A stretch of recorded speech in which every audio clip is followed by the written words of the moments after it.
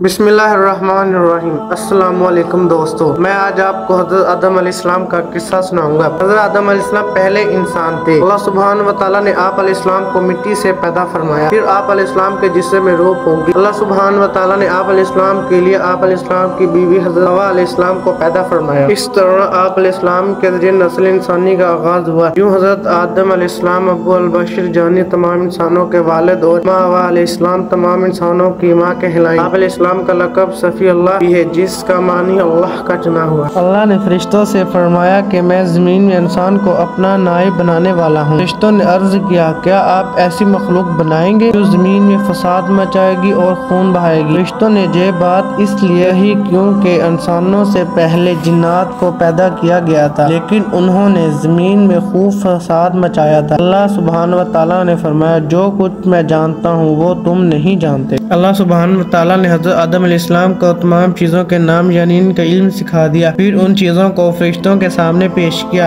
फरिश्ते उन चीज़ों के नाम ना बता सके। हज़रत आदम अलैहिस्सलाम ने इन सब चीज़ों के नाम बता दिए, क्योंकि अल्लाह सुब्हानहू व तआला ने हज़रत आदम अलैहिस्सलाम को इल्म के लिहाज से फजीलत अता फरमाई थी। अल्लाह सुब्हानहू व तआला ने फरिश्तों को हज़रत आदम अलैहिस्सलाम को सजदा करने का हुक्म दिया। तमाम फरिश्तों ने हज़रत आदम अलैहिस्सलाम को सजदा किया, लेकिन शैतान ने सजदा ना किया। शैतान जिन्नात में से था, लेकिन अल्लाह सुब्हानहू व तआला ने इसकी इबादत गुजारी की वजह से इसे फरिश्तों में शामिल कर दिया था। ने तकब्बुर किया और हज़रत आदम अलैहिस्सलाम से हसद किया। अल्लाह सुब्हानहू व तआला ने शैतान से पूछा कि तुमने मेरे हुक्म की नाफरमानी क्यों की? शैतान ने कहा, मैं आदम से बेहतर हूँ। उन्होंने मुझे आग से पैदा किया है और आदम को मिट्टी से पैदा किया है, इसलिए मैं इसे सजदा नहीं करूँगा। अल्लाह सुब्हानहू व तआला ने फरमाया, तुझे हरगज़ ये हक नहीं पहुँचता कि तू यहाँ रह कर तकब्बुर करे, इसलिए तू यहाँ से ज़लील और रुसवा होकर निकल जा। शैतान ने अल्लाह सुब्हानहू व तआला से क़यामत के दिन तक की मोहलत मांगी, ताकि वो अल्लाह सुब्हानहू व तआला के बंदों को अल्लाह सुब्हानहू व तआला के सीधे रास्ते से हटा सके। चुनांचे बंदों की आजमाइश के लिए उसे ये मोहलत दे दी गई, मगर वो अल्लाह सुब्हानहू व तआला के नेक बंदों को सीधे रास्ते नहीं हटा सकेगा।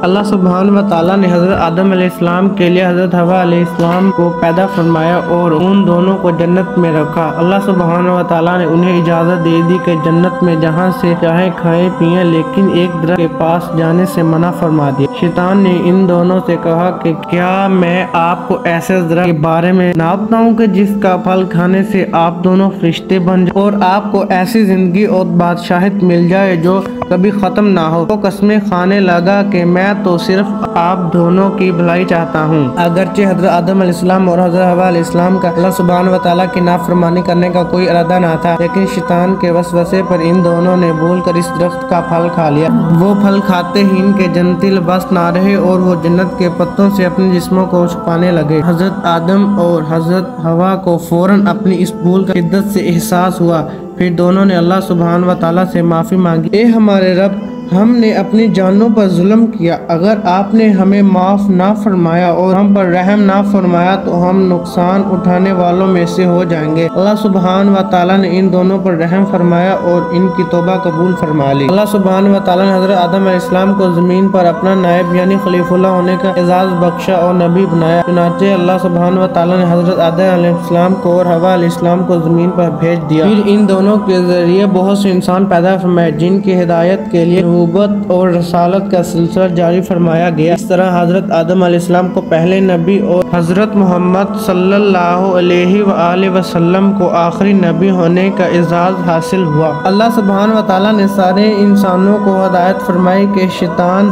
तुम्हारा दुश्मन है, तुम उससे होशियार रहना, वो तुम्हें बहकाएगा।